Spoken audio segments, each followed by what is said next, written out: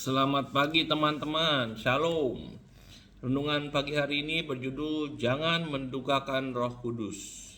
Bacaan firman kita pagi ini dari Efesus 4 ayat 30. Dan janganlah kamu mendukakan Roh Kudus Allah yang telah memateraikan kamu menjelang hari penyelamatan. Sebuah realitas yang kudus ya. Roh Kudus bukanlah sekedar suasana. Ia bukan perasaan. Ia bukan kuasa yang dapat kita gunakan. Ia adalah Allah. Kathryn Kuhlman hidup dengan rasa hormat dan gentar akan kebenaran ini. Ia memahami bahwa Roh Kudus adalah pribadi yang paling peka dalam Tritunggal. Ia lembut melampaui kata-kata, namun berkuasa melampaui pengertian. Ia tidak masuk ke dalam hidup seseorang dengan paksaan. Ia datang dengan lembut, menantikan untuk disambut, dihormati, dan ditaati. Mendukakan Roh Kudus bukan hanya berarti melakukan dosa yang kelihatan. Seringkali justru hal-hal yang lebih halus dan lebih berbahaya.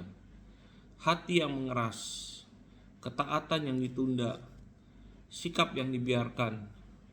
Roh Kudus bisa terluka bukan karena pemberontakan, tetapi karena ketidakpedulian. Ketika Roh Kudus didukakan ya. Ketika ia didukakan, ia tidak mengumumkan kesedihannya. Ia menarik diri dalam keheningan. Orang percaya mungkin tetap berdoa, tetap melayani, tetap menyanyi, tetapi ada sesuatu yang kudus yang hilang. Api mulai padam, firman terasa kering, ibadah menjadi rutinitas, pelayanan berubah menjadi beban, bukan kehidupan. Ini bukan hukuman, ini adalah kasih. Roh Kudus tidak akan bersaing dengan kesombongan, kepahitan, atau kehendak diri. Ia tidak akan meninggikan suaranya di tengah kebisingan kita. Ia akan menunggu dengan sabar dan penuh kasih sampai pertobatan membuka kembali pintu hati. Kathryn Kuhlman sering berbicara dengan air mata tentang hal ini. Ia tahu bahwa kehilangan hadiratnya yang nyata adalah kerugian terbesar dalam hidup orang percaya ya. Bukan kehilangan harta, bukan kesehatan, bukan keberhasilan, tetapi kepergian yang sunyi dari kelembutan Roh Kudus. Harga dari hadiratnya. Hadirat Roh Kudus itu mahal, bukan dalam uang, melainkan dalam penyerahan diri. Ia tinggal di tempat di mana Yesus benar-benar menjadi Tuhan, bukan di tempat di mana ego dipertahankan. Ia mengalir melalui bejana yang hancur, bukan yang ingin tampil mengesankan. Ia menyatakan kuasanya di hati yang bersih, lembut, dan tunduk.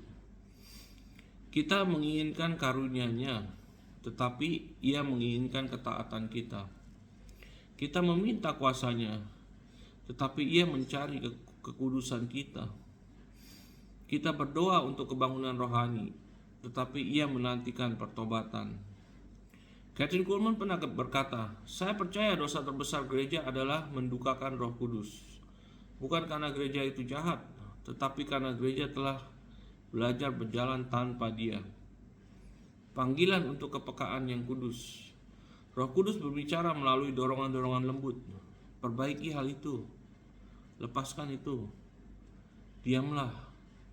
Taatilah sekarang. Ketaatan yang ditunda adalah ketidaktaatan yang berjalan perlahan. Setiap dorongan yang diabaikan akan menumpukan kepekaan rohani kita. Setiap dorongan yang diabaikan akan menumpulkan kepekaan rohani kita. It will dull our spiritual senses ya. Setiap kompromi yang dibenarkan akan mengeraskan hati.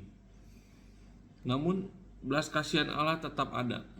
Roh Kudus belum meninggalkan Anda. Ia sedang menantikan satu hal, hati yang diserahkan sepenuhnya. Ia tertarik pada kerendahan hati. Ia datang kepada pertobatan. Ia memenuhi mereka yang mengosongkan diri di hadapan Allah. Sebuah jeda yang kudus. Berhentilah sejenak. Jangan terburu-buru. Jangan menganalisa atau menganalisis. Jangan membela diri. Tanyakan dengan lembut, "Roh Kudus, apakah aku telah mendukakan Engkau dalam hal apapun?" Lalu dengarkan teman-teman. Apa yang Dia nyatakan bukan untuk mempermalukan kita, melainkan untuk memulihkan Anda. Mari kita berdoa teman-teman. Roh Kudus, aku mengakui kekudusan-Mu. Aku mengaku bahwa aku sering sibuk, namun tidak selalu taat. Aktif tetapi tidak selalu peka. Ampunilah aku karena mendukakan-Mu melalui kesombongan, ketaatan yang ditunda, perkataan yang diucapkan tanpa kasih, dan sikap hati yang dibiarkan. Aku memilih penyerahan diri daripada ego, kehancuran hati daripada penampilan. Hadirat-Mu lebih dari segalanya. Tabiskan aku kembali, lembutkan hatiku, pulihkan sukacita akan kedekatan-Mu.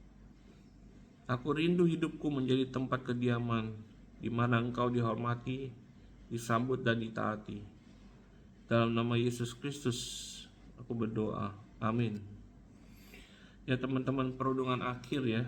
Mukjizat terbesar bukanlah kesembuhan tubuh, melainkan hati yang begitu berserah, sehingga Roh Kudus merasa betah diam di dalamnya.